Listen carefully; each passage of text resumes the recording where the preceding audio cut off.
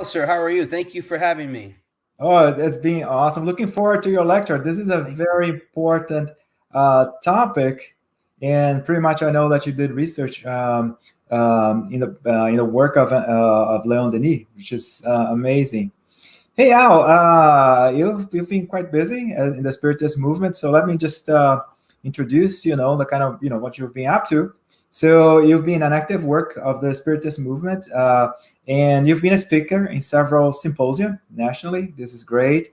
You're also a speaker at Peace and Knowledge Spiritist Center of Orlando, and you teach Spiritism classes for Introduction to Spiritism or Spiritism 101, among other courses. This is amazing. And I understand you're an MD.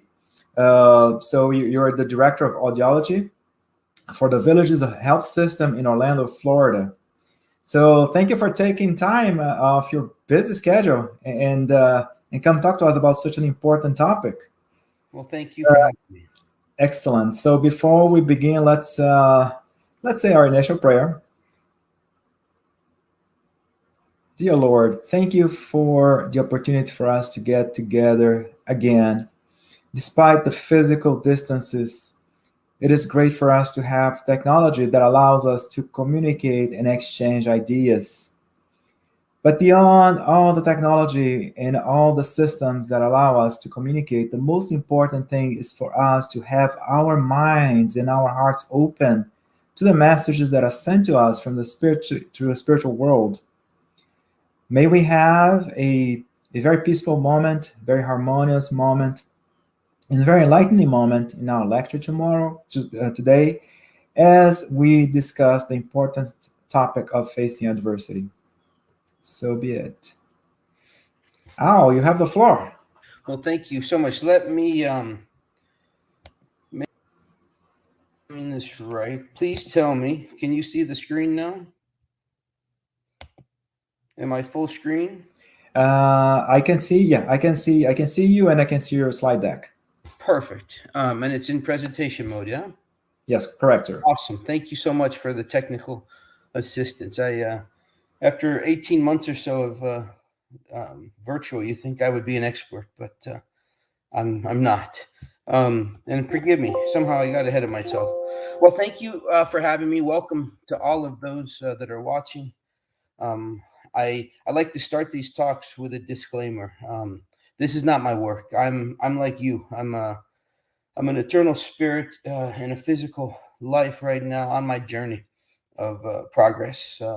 Sometimes when I speak, or earlier as I started speaking, I almost quit because I felt like a hypocrite. I'm up at the podium, or I'm speaking, I'm advising, right?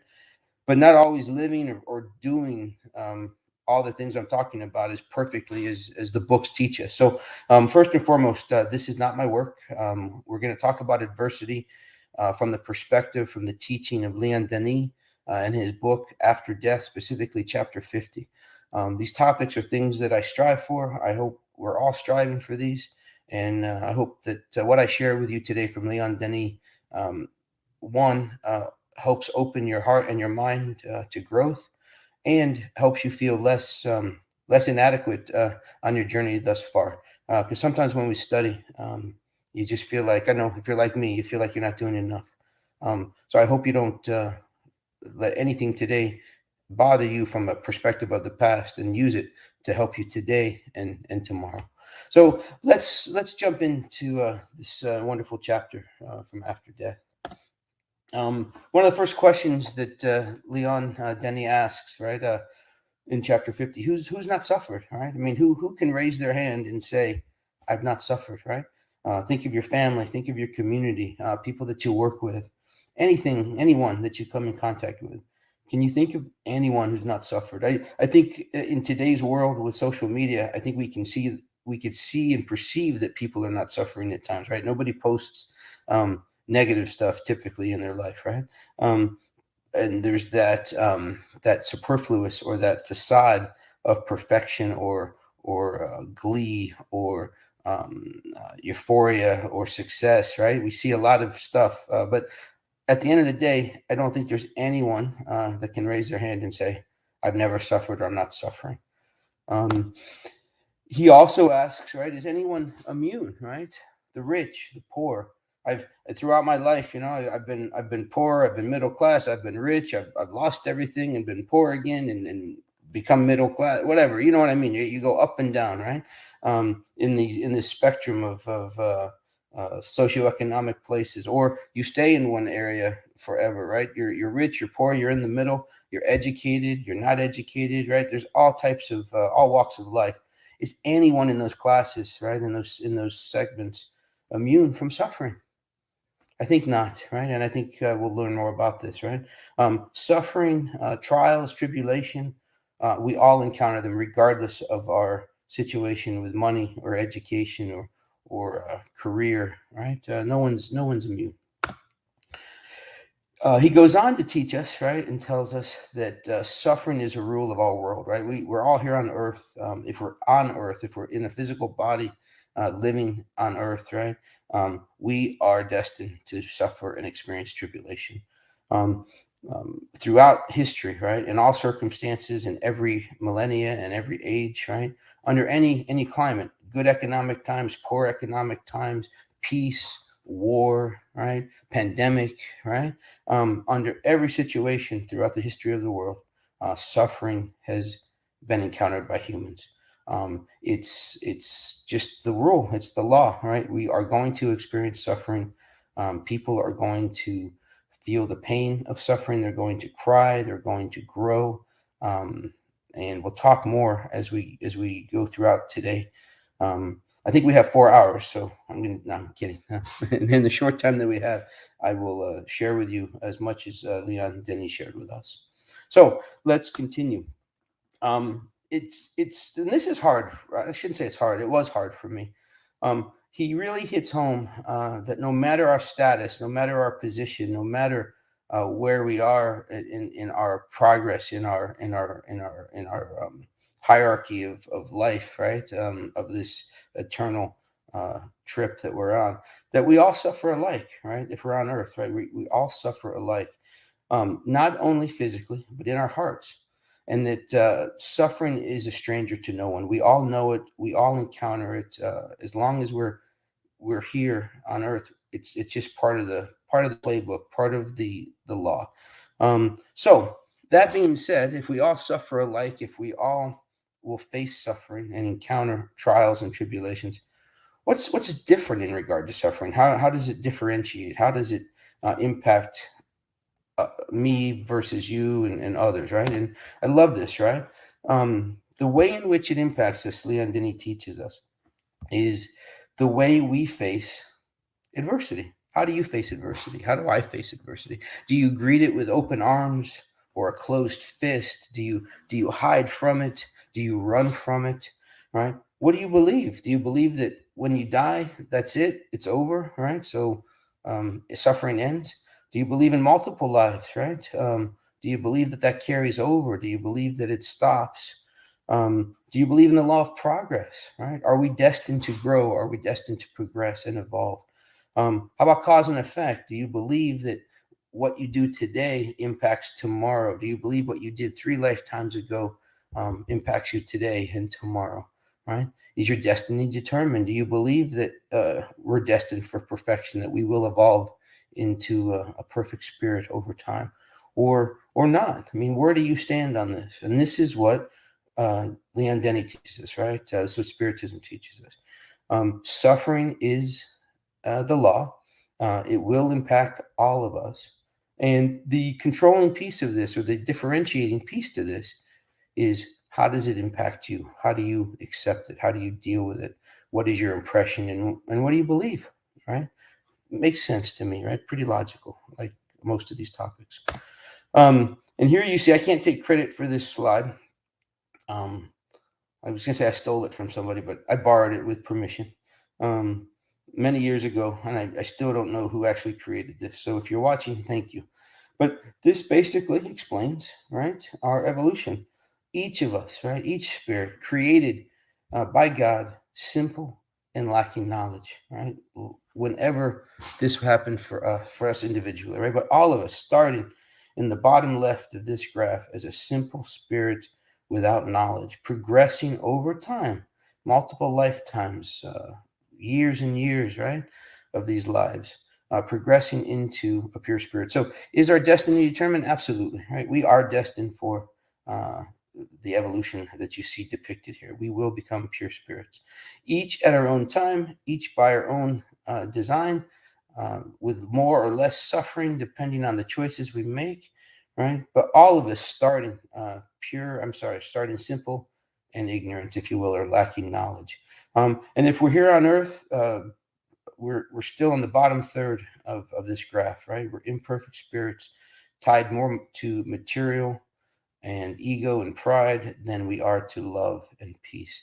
Obviously, the pure spirit, the evolvement to pure spirit takes on those qualities of Christ, right? Being Christ-like. We have a lot of work to do, myself included, obviously. So there you see the hierarchy, or the progression, I should say, as we evolve. The way we face adversity throughout these lives impacts the pain, the time that it takes as we progress. So if we do believe these things, right, today, I'm not talking about as you evolve to second order, to first order, right? I'm talking right now, today. What do you believe, right? Do you believe in these things, right? If we do, and again, this is Leon Denis. This is not Al TURRI. I cannot tell you that all of these things are true for me. I'm a work in progress, like most of us, right? But Leon Denis teaches here in chapter 50 that if we do believe in the law of progress, in reincarnation, in a predetermined destiny, right, in cause and effect, right, then if that's the case, then we will no longer consider as suffering the loss of a loved one, right? I don't know if I can honestly tell you when I lose a loved one that I'm not going to suffer or consider it suffering. I know rationally, and I believe emotionally, that I shouldn't suffer. I know that it's part of the process, but I can't tell you for sure that I'm not going to suffer. Right? Does that mean I don't really believe? I don't think so. It means that I'm not 100% there. Right? He would also suggest, or he also tells us here, that hardships will no longer be considered suffering. You lose your job, you get sick, you're diagnosed with a disease, your best friend leaves you, right? What have you, right? Hardships, right? Your car is broken and you don't have the money to get it fixed. You can't feed your family because you lost your job, right? Hardships. If we believe all of these things and we practice these things, we won't consider that a hardship. We will consider that an opportunity, right, for growth, right? I don't know if I'm 100% there. How about you? I mean, how do you guys feel, right? Are you there? I'm not 100% there, for sure, but I'm working on it. We won't consider misery an instance for suffering. We'll welcome it with open arms. We'll embrace it because it's an opportunity to grow, as well as misfortune. And again, I can sit here and talk to you rationally after reading this chapter and creating these slides that I believe all of this, but I still think I suffer and I experience suffering at different times. I don't think that means we don't believe. I just think it means we're still in the process of embracing this 100%. So don't beat yourself up, is what I'm trying to say. He goes on to say that as we grow, as we undertake these beliefs, as we accept these truths, right, that misfortune is going to be understood as different than suffering, right? As we experience negative things that we might encounter, what we might consider as suffering, as what the world might describe or define as terrible things, right? Everything that tarnishes, for example, your reputation is tarnished. You are accused of something in your business life that people tarnish your reputation. That's okay. It's not going to be understood as suffering. It's going to be understood as an opportunity, right? Same thing for anything that diminishes us or hinders our advancement, right? These things will become an opportunity for growth, to help us develop morally, to help us develop into more Christ-like behavior, to help us become less tied to our ego, to our pride, more tied to love and compassion and peace, right? Is how he describes this. We will not suffer. We will not understand misfortune as suffering, but rather an opportunity to grow. And we'll also believe, right, and embrace the cause and effect rationale, right? That hey, today Al TURRI is faced with whatever he's faced with. I get diagnosed with a disease. I lose everything financially. I lose my job, what have you. My wife leaves me, God forbid, right? But if all these things happen, right, or any of these things happen, it's a direct result of choices that we've made previously, right? I'm creating my reality. My reality today has been created by the choices that I made yesterday, a lifetime ago, 10 lifetimes ago. Today, I'm living in this material body, attached via my paraspirit to my eternal spirit, to the real me, if you will, facing the life that I prepared before I reincarnated, right? With a plan. By the grace of God, right? We don't remember the things we did in the past, right? The things that probably would haunt us and hurt us, prevent us from starting over, perhaps getting bogged down with guilt. So luckily, we don't remember that. And we don't have the playbook necessarily, right? We know that we created a plan. We know that we have a plan to evolve and to overcome mistakes from the past, to learn, to grow, to amend, to forgive, to be forgiven. And where I am today is a direct result of not just this life, but all those choices in previous lives. And Leon Denis tells us that as misfortune is encountered by us today, tomorrow, that we're going to understand it differently if we embrace these things. Hope that makes sense. So I think it's important to define suffering or talk about a synonym, right? Suffering is also known as trials. So these trials, these tribulations, this suffering, right? Leon Denis teaches us here in chapter 50 that it prepares the soul's elevation. How do you deal with these trials? When faced with a difficult situation, are you elevating yourself? Are you responding to these trials with love and compassion and forgiveness? Or are you fostering revenge? Are you looking for retribution? Are you trying to get ahead of the person causing the problem, if you will, with pride and ego, right? He goes on to say that we who suffer, crushed by whatever adversity we're facing, will truly can or should hope and trust that we're paying off our debt. So no matter what negatives you face, do you embrace the fact that we, us, you, me, right, created this, and we're dealing with the consequences, right, of previous choices? And if we can do that, right, if we can accept that and believe that we will look at these trials in a completely different way.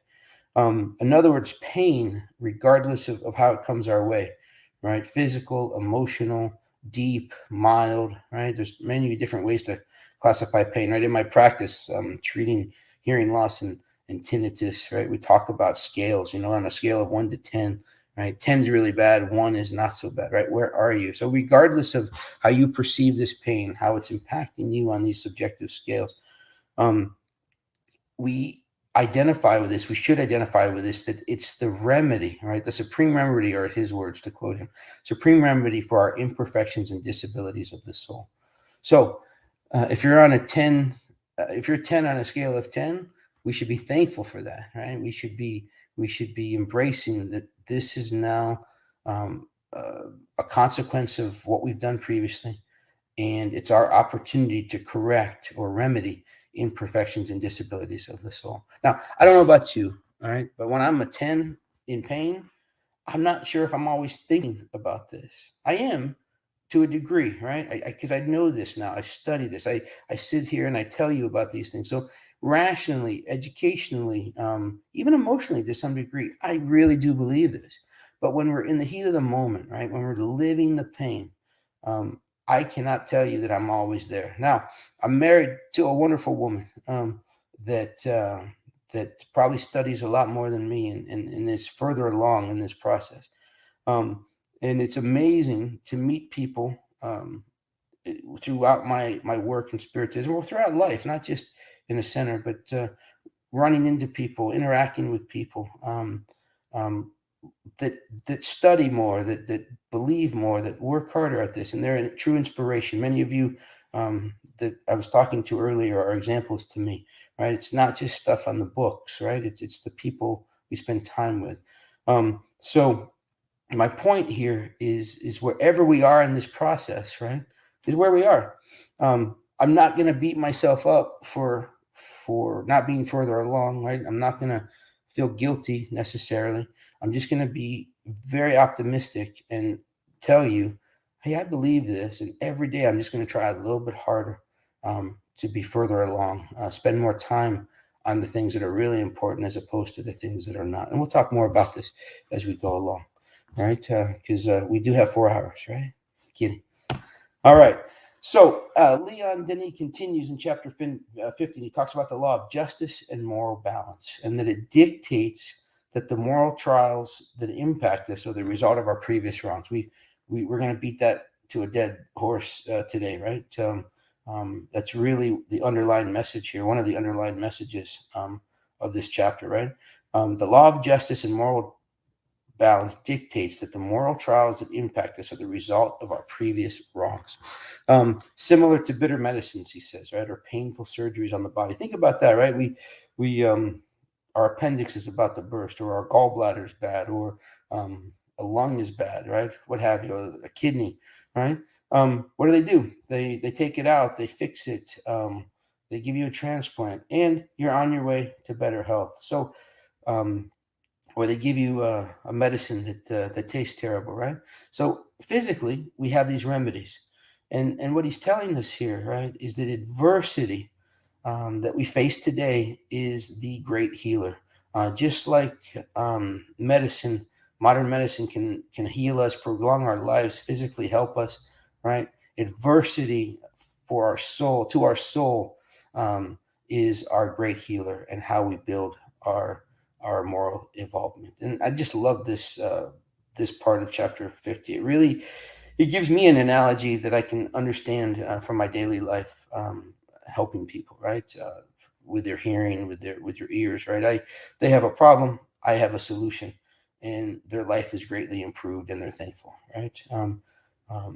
And it totally makes sense that when I'm facing adversity from any direction, all right, from any source, if I look at that as an opportunity to grow, I feel better about it, and that I'm putting into practice daily, more and more, and I hope for you as well.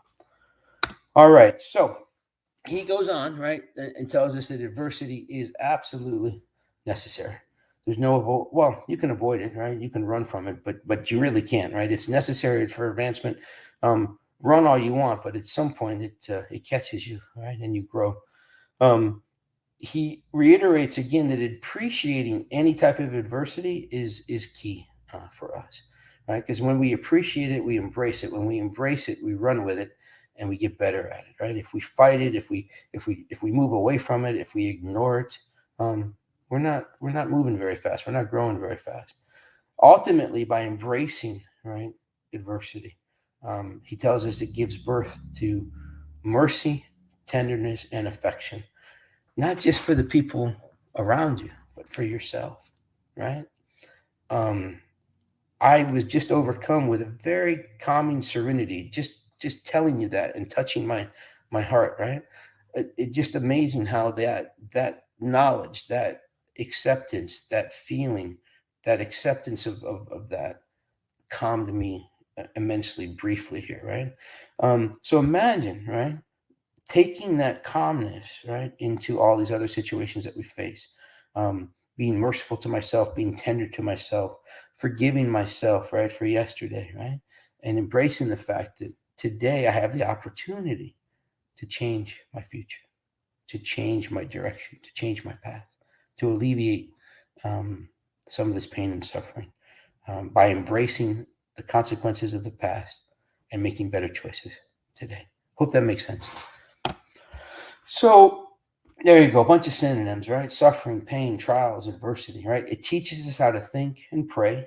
It shows us the way to wisdom and truth. Leon Denis tells us it's the greatest of all work, right, that we will encounter. And it educates us and directs us towards the future. And I think this last sentence, right? Only pain can soften our hearts and rekindle the fire in our souls.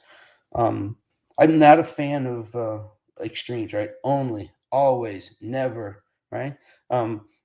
That's me personally, but this makes sense to me.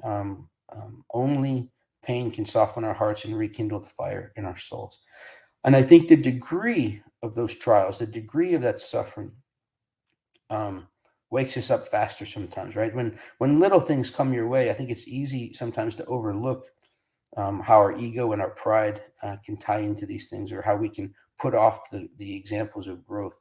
But when those pain scales are 7, 8, 9, 10, I think that's when it really hits us hard, and we're forced to grow or learn faster. So I think for me, this is not Leon Dean. This is my opinion.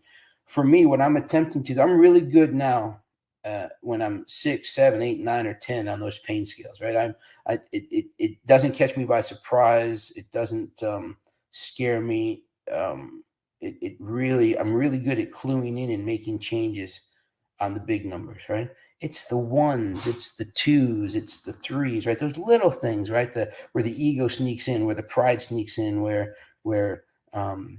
you are acting or responding more from material needs or material wants, or less from love and peace, right? When I'm faced with a really difficult situation, like with one of my kids, right, it's real easy to respond with love and peace, right? When the pain is up there, 6, 7, 8, 9, 10, it's that again, I'm getting pretty good at. But it's those little things where somebody says something in the office, or somebody in my personal life does something that can trip my ego and cause me some pain. Those are the areas that I'm focusing on more, because I think I have a lot of work to do there. And I guess my point here is, regardless of the severity, right, or the intensity, what Leon Denis is teaching us here is that all suffering, that all pain, in its simplest form to its most extreme form, is an opportunity for growth, and that we just need to be aware and embrace it, regardless, and be on guard, if you will, to see these things for what they are, and use every opportunity to rekindle that fire in our souls, to grow and to learn and to embrace these things as opportunity for growth. Sorry, I'm beating that up, I know. But this was a very important part of the chapter for me, and I hope that it helps you as well.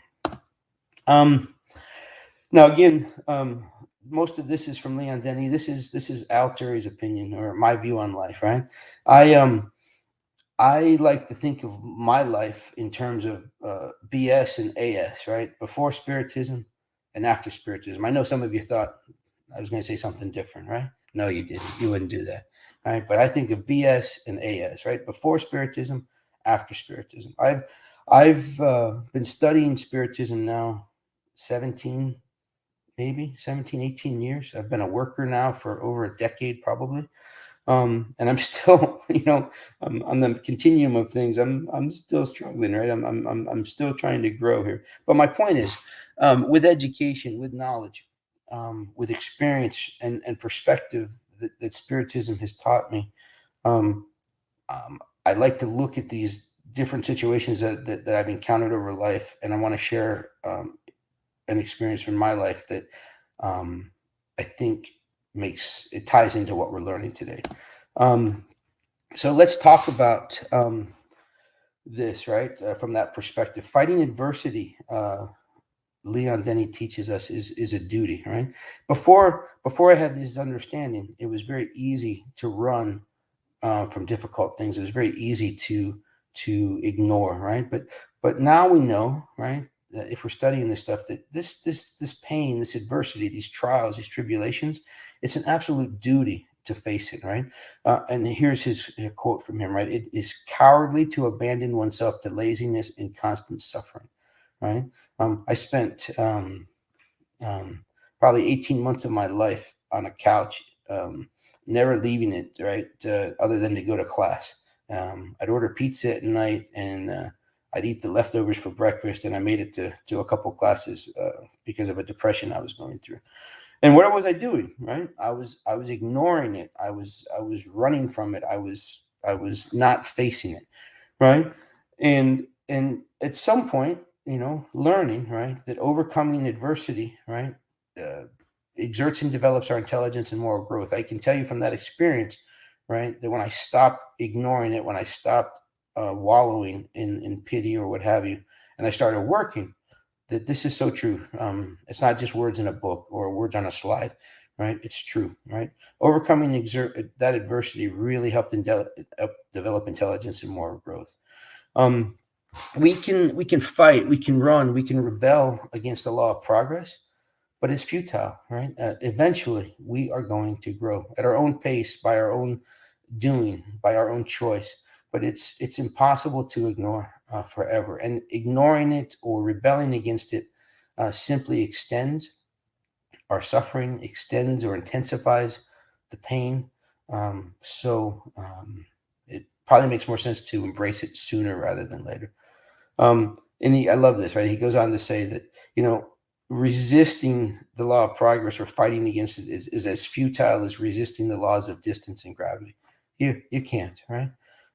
You cannot fight that. These are real things. So he goes on to tell us, right, that humankind is improving slowly but steadily, which makes sense, right? If we look throughout history, right, the world is less violent today. The world is less immoral today. Even though there's lots of examples of these things in today's society throughout the world. If we go back 100 years, 200 years, 300 years, I think we will all agree that it's improving slowly and steadily. And he tells us, right, one soul at a time, one tragedy at a time, right? With each life, we learn, we grow. And he reminds us that until we free ourselves from the bonds of vice, ego, and pride, this slow improvement will continue. And little by little, as we chop away the impact of these things, and our thoughts and our words and our actions are coming from a place of love, Christ-like love, right? We will continue to suffer. And that's good, right? Because when we suffer, we have the opportunity to embrace it. We have the opportunity to grow and accelerate our moral development. The more we embrace it and appreciate it and look at it as an opportunity to grow. And he asks us some questions, right? He says, at the end of this life, right, as we depart the material body, what's there to be afraid of, he asks, right? So ask yourself, right, what are you afraid of? If we were to die today, right, what are we afraid of? Did we, in our lifetime or before we passed, right, did we renounce ego, right? I cannot say I've renounced it entirely. I'm still have a pretty strong ego at times. Less today than 20 years ago. So I'm making progress. Did we renounce vice? I can honestly say I've gotten rid of most of my vice. Not completely, but I'm getting there. So I'm making progress. How about pride? Have I eliminated pride? Have I renounced pride entirely? Absolutely not. And that's okay. I'm not beating myself up for being where I am today. But I am excited for the future because little by little, I'm chipping away, right? But if I were to die today, right, I could not tell you that I've renounced it for sure. He also asks this question: did we sacrifice our own interest to the truth and duty? I'm there 85% of the time, I bet you. I got a lot of work to do. There's still some big truths or some big duties that I haven't totally embraced or accepted. So I can't say yes to that question completely. Did we strive for moral involvement? Heck yes. I can tell you for sure the answer to that question for me is yes. I am striving every day to improve, to remove the walls, to remove the barriers of my ego, my pride, and my vice. But I fail every day, right? But little by little, right? I'm improving. So I can tell you for sure, I can say yes to that. I am striving for moral involvement. And I'll get there one day, as will all of us. All right. He then asks, what is awaiting us, right, when this life is over, right? The more yes responses from this previous list, right, the more we can answer yes to these questions, right, the closer we are getting to not returning to earth. The more trials we overcome, the more clearly we will see brilliant milestones and lessening anguish, hearts filled with love and faith. So, as I shared with you, right, I can't say 100% yes to all of these, but I can tell you over the last 2 decades of my life, over the last 2 years of my life, right, I am seeing more yeses or stronger almost, right, than in the past. And I hope the same for you. Because the goal here, right, is to evolve. And the more we can say yes to those questions, the less fearful we are, right, when this life ends, what's facing us, right, the more we've said yes to those questions, the closer we are to not returning to earth and evolving.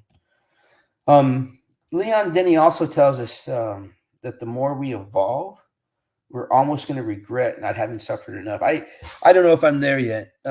This was I had to stop and read this a couple of times, right?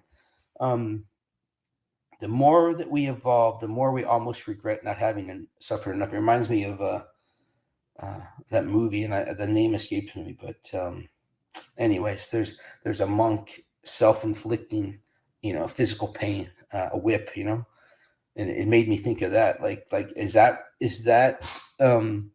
suffering? I mean, no, I don't want to suffer, right? And I'm not suggesting we do that, but it made me think of a scene in this movie where this monk believed that he had to make himself suffer, right, to grow. So I'm not suggesting that we do that, but what I am suggesting is what Leon Denny is teaching us here is we're going to get to a point to where we're going to regret not having suffered enough. We're in the hospital where we've been diagnosed with a terminal disease, and we know the doctor says you've got 2 days, right? Am I going to sit there with my head on the pillow, with my family around me, talking about, man, I didn't suffer enough? I don't know. I don't think I'm there yet.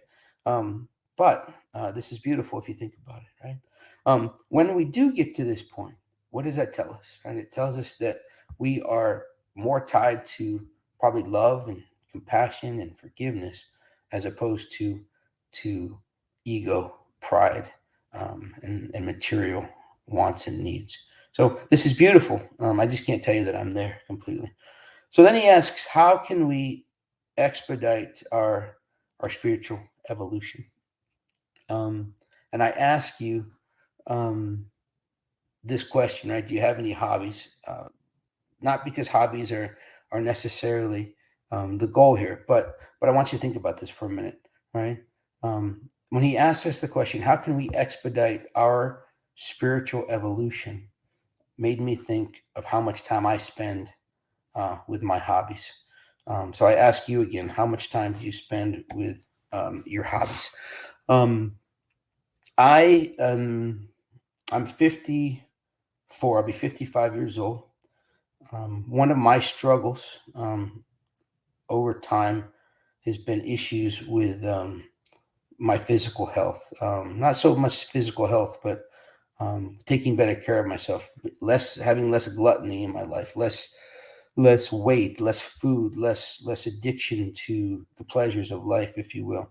So one of the things that I've done a lot in the last couple of years is I've devoted about an hour a day to exercise, to going to a gym, working out with other people in these hour-long classes, and really working hard, losing weight, eating healthier. I'm doing different treatments for these types of things. But if you add the time up, let's just talk about the exercise, right? It's about 1 hour a day, right? Give or take, right? What is that? What is that from a perspective of time? 1 hour a day is about 4% of my day. Now, if I'm spending 4% of my day on my physical health, nothing wrong with that. That's great, right? That's good. It's working, right? I'm healthier. I don't have some of these issues that were definitely going to kill me at a younger age. But that's not my point. 1 hour a day, 4% of my day is spent on physical health. What's my real purpose, right? What's my real goal? Let me find that slide. Look at this. This is my real life. This is my real purpose, right? To grow, to evolve, right? To go from simple and lacking knowledge to evolving morally to Christ-like perfection. I spend 4% of my day on physical exercise to prolong this life, right? To live a healthier life. How much time do I spend reading, the gospel, reading After Death from Leon Denis, praying, meditating, right? I can tell you this, it's not 1 hour a day. Yet, that's my mission, right? That's my primary objective. That's my goal, right? To grow. That's why I'm here. That's why God blessed me with this incarnation, right? That's why my mentor, my guardian angel, is there for me to provide intuition, to help me on this journey. That's why I made a plan prior to coming back to grow, right? Yet, I can spend 4% of my day on exercise and eating better and physically be healthy. Nothing wrong with that. I'm not knocking it. I'm not suggesting we don't do that. But when I think about the amount of time that I could be spending to grow morally, I spend more time physically, which means I got work to do, right? I'm suffering, and that's great. Adversity, right? I'm going to embrace it. I'm going to grow. I'm not beating myself up, but I'm here telling you that I can do better, and I want to suffer more, like Leon Denis taught us in this chapter. I'm not suffering enough, and I embrace that today with witnesses, right? And I tell you that I need to spend more time on moral advancement of my soul, or at least as much time as I spend on my physical health. So I'll leave you with this from Chico Xavier, right? We can't, right? We can't go back and make a new beginning, right? The past is the past. I'm living the consequences of that right now. But anyone, all of us, each of us, you, me, right? We can start over and make a new ending. So my challenge to you, my desire for you, my prayer for you, for me, for all of us, is that we take this view, this knowledge on adversity, and we don't feel guilty for not being where we want to be or where we've come from. We simply embrace the fact that today, by the grace of God, we are alive. We have the teachings of those that have come before us. We have the assistance of our guardian angel. We have the example of Christ, right, that walked the earth and shared with us how to live. And we have free will by the grace of God to make better choices, to grow and evolve. And I pray for each of you that we do a better job of that today and tomorrow than we did yesterday. So thank you for your time, for your attention, for the invitation, and I will turn it over to our host.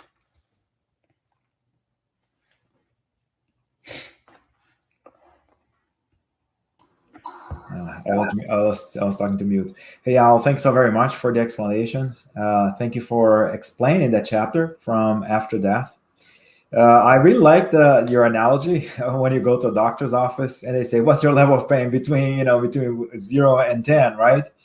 And it's kind of interesting for us to sometimes realize that, hey, maybe I'm suffering, but my level of pain is like 3 or 4, right? So maybe I should tough it up, right? And sometimes you see other brothers and sisters, they're like, you can tell, hey, these people are suffering at a level 8 or 9, and they're doing just fine. So I really like that analogy. I'm glad. We have several questions. Actually, we do have several questions here. So let's get started. Absolutely. Paula Craig, do we take our pains and problems with us when we return home to the other side and deal with them there? What do you think? Well, I know they don't go away. Yeah. I know they stay with us. I know that the things that we haven't accomplished, or the atonement or the growth, it doesn't like we pass and then we're perfect, right? So yeah, whatever's left undone, Paula, definitely carries over, and we need to continue working on it. That's my understanding. Correct me if I'm wrong, huh? Which is not necessarily a bad thing, right? I mean, we have if we have issues with our family members, with friends, other spirits, I mean, it's good that we're going to have a chance to continue working on those issues. It's actually a good thing. Absolutely. Absolutely. Yeah. So a question here came from TVC Internet. Is suffering the only? Okay, this is interesting, Al. Please clarify this one.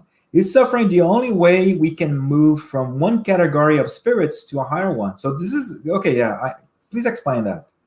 Well, I'll do my best.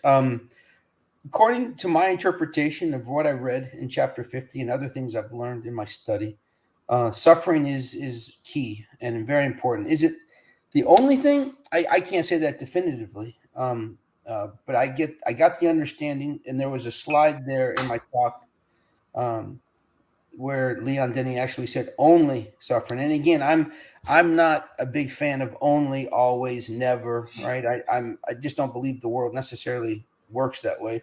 But yeah, from what I read, I would say that suffering is definitely a key ingredient to growth and involvement. If you have a different perspective, I'd love to hear it. Interesting. I mean, there's some, we need some, we always, whenever we leave our comfort zone, right, there's some discomfort, right? I mean, sure. Yeah. Interesting. I definitely think it's key, for sure. Okay, question here from Paul. How do we get to the point that we can look at suffering as an opportunity? Is this an action that can be practiced? Yeah, how do you flip that switch, right? I'm there. I got to be honest on the big stuff.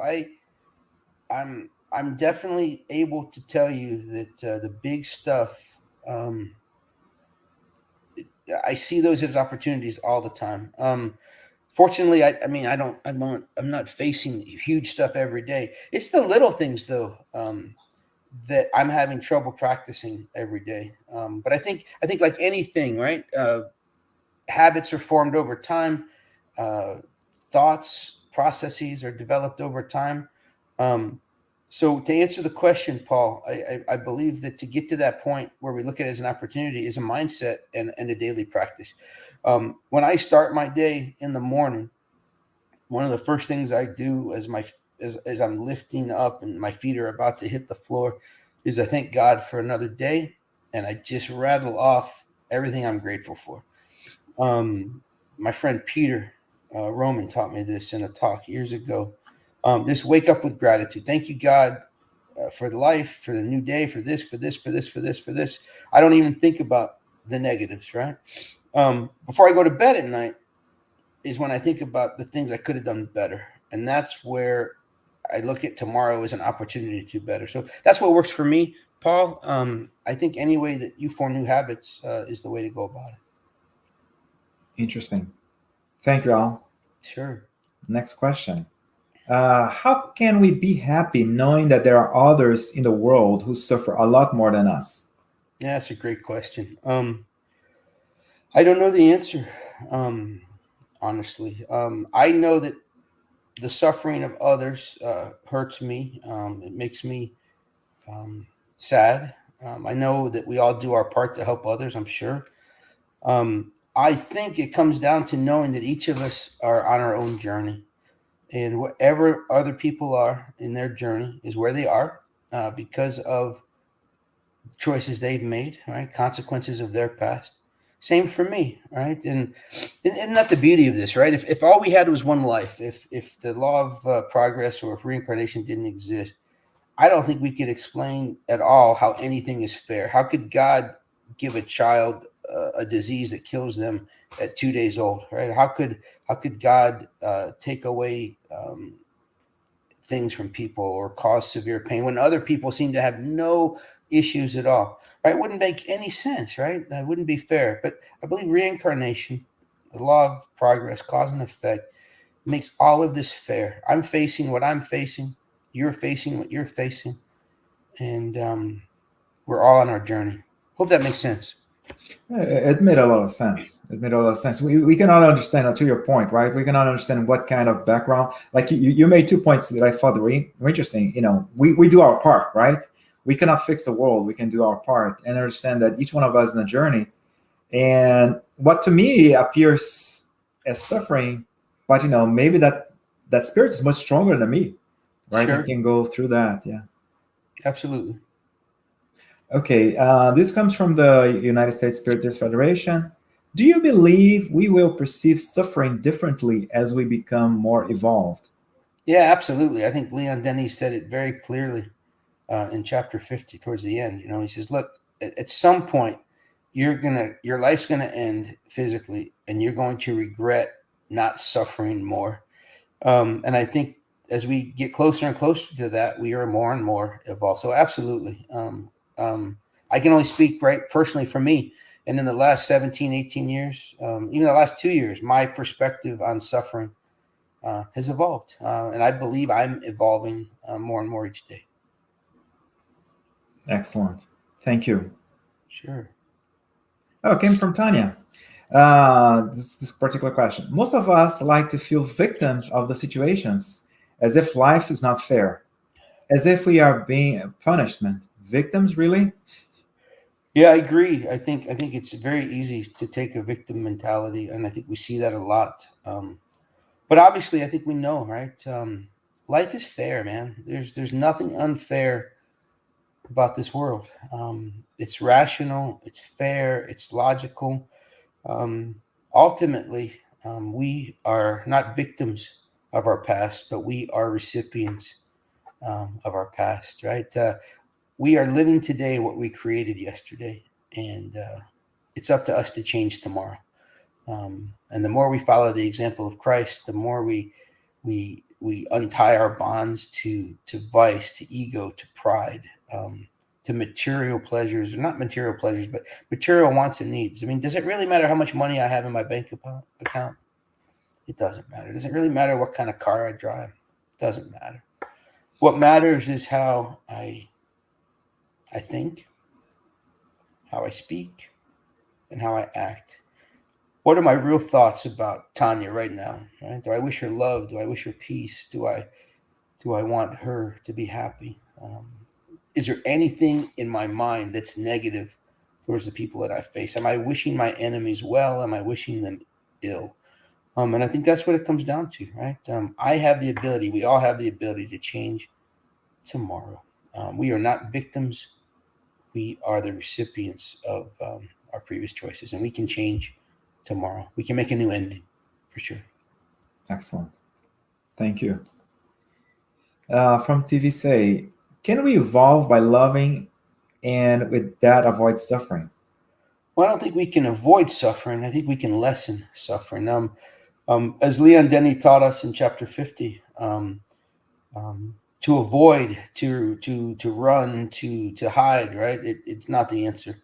Embrace the suffering, and over time, there'll be less suffering, right? We will not return to Earth or a world like Earth. We will reincarnate in planets and worlds based more on love than material wants and needs. So I think the answer here is we're definitely going to evolve by loving, but we're not going to evolve by avoiding suffering. Loving helps a lot, right? I mean, it's part of, especially loving our enemies, I'll say, or an enemy is kind of a strong word, like, I mean, at least those who cause us harm. That's a big challenge, and it helps us grow a lot. Absolutely. We had a guest speaker, and I wish I could remember her name, but the name of her talk was "Try Loving," and it was all about facing everything that comes your way with love, and so true. I mean, that's the best medicine. It's the best solution. Keeping the positive energy, right? It's from the U.S. Spiritist Federation. Sometimes we suffer from seeing our loved ones suffer. Is this also part of our spiritual evolution? Yeah, I believe so. I mean, any experience that we experience in the body, right, impacts the soul. I mean, our thoughts, our words, our actions definitely impacts the soul. So yeah, yes, the answer is yes. Mm-hmm. Excellent. It's kind of hard. It's kind of painful, right, to see the loved ones suffer. Sure. But it's interesting that even though our loved ones, they have, like you mentioned before, they have their own journey as well. Yes, and I mean, why are we with the people that we're with, right? I don't believe it's random. I'm here to assist those and grow at the same time with the people I put myself in this family unit with. Who knows what we were in the last life, but there's definitely some work going on here. I don't know exactly what, but I do understand that it's all part of the process. Right. And even our loved ones, we can guide them, especially when it comes to our children, we can guide them, teach them. But at some point, they're actually eternal, immortal souls, right? Eternal spirits, so they have their own journey as well. Yes, and my 3 daughters are teenagers now, and I must say that they don't always believe what I say, and that's okay. Yeah. So next question here: why there are people? Check this out, Al. Tell us about this one. So why there are people who keep making the same mistakes and suffering the consequences, but who do not seem to learn? I think they're talking about me. I mean, listen. Why are any of us making the same mistakes? I mean, do I know people that don't seem to make the same mistakes, that seem a whole lot more perfect than me? Absolutely. But most of the people, I mean, I can only speak for me, right? I'm making less mistakes today than I used to when it comes to these moral questions, right? But man, I still make some of the same mistakes.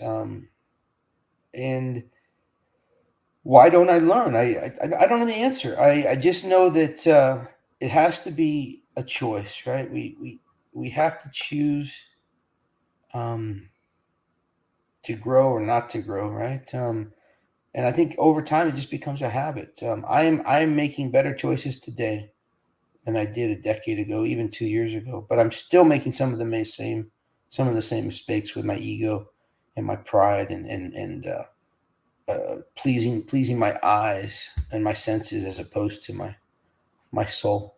And I can't answer to you why I can't answer why I make some of the same mistakes, except to tell you that I think it's par for the course. I think it comes with the territory. But I'm sorry I don't have a better answer for that one. No, but you've answered the question. Much appreciated. Sure. I believe we have one more. Humility is so important. That's for Vio Carax. Humility is so important. I know at times that when I have felt humiliated by someone, it is anger that wants to come through. Yet I know if I observe myself with self-awareness is there progress? Yeah, absolutely, man. Anytime somebody or something causes you humiliation or pain, I mean, what is that? That's a trauma. That's something that deflates you, that beats you down, that hurts you, right? And there was a slide in the talk, right, that these traumas, these issues will affect you less and less as you embrace them and find the growth. So in your example or in your question, Carix, when you respond to aggression or humiliation, or you're the target of someone's hate in a loving, positive way, as opposed to seeking retribution, firing back with hatred in your heart for them, wishing them death or sickness, right? Anytime you can send them love and embrace them, virtually. I don't think Christ was teaching us to hug our enemies and invite them to dinner necessarily, right? But I do think his teachings tell us and dictate that I should wish them well. I should love them and pray for them and hope that they find their way. And I think your question, your example is awesome. Yes, it's progress. It's still progress, right? Yeah. Amazing. Al, reminds me of the story of Nelson Mandela, who was arrested, right? And everybody, when he became president of South Africa, everybody thought that he was going to retaliate, right? Everybody thought, hey, man, he's going to get back at all those people who humiliated. But no, he decided to take, to show the other face so that's the only way for a nation, for him, for others to grow. So, yeah, that reminds me of that story. Yeah, absolutely. I was in South Africa 2019. We went on a humanitarian trip, and nice. We went to the Nelson Mandela Museum, I think is what it's called. And what an amazing story of forgiveness, of love, of thinking of the progress of a people as opposed to hanging on to the pain. Beautiful. I'll cry here. I mean, get tears in my eyes. The pain and the suffering that was inflicted on a people was just staggering. But yeah, a great example. I love that example, sir. Excellent. I think that was the last question. Well, I thank you for having me. I appreciate the opportunity. It's been awesome. Very enlightening, a very important lecture, Al. We appreciate it. So again, we would like you, to say the final prayer. But sure. Before, just reminding, so our lectures, they continue next week. We're gonna have next week. We're gonna have Dennis Isi. He's gonna be talking to us about when it's time to change, the parable of the prodigal son. So actually, it's kind of related to your topic, right? About pain, but then about change and the prodigal son going all through all the suffering. So it's kind of like ties to your lecture as well. Well, I can promise you that Dan's talk is going to be much better than my talk. That guy's amazing. Well, your talk was great. So excellent. All right, Al, please go ahead. Yeah, absolutely. So I'll just ask everyone to relax and just connect as best you can to this positive energy, to the love of our Creator, to the support of our mentors and those that have gone before us, and just really tap into that wonderful love of Christ. Let's pray that we let it shower over us and envelop us in peace and mercy and love, and that we take this moment simply to thank God for life, to thank God for free will, and pray fervently for courage, for strength, to take the lessons of today and the lessons of those that have gone before us, that have been shared with us from beyond, to just change our free will, right? To use our free will as best as we can to share love, to forgive, and to be kind, not just to those around us and turning the other cheek, but to ourselves, and believe that we were created to evolve, that we were created for Christ-like perfection, that each of us within us has the ability to change and to grow and to create that ending that Chico shared with us, a better ending. So, Father, thank you. We love you, and we're so grateful for the teachings that were shared. Amen.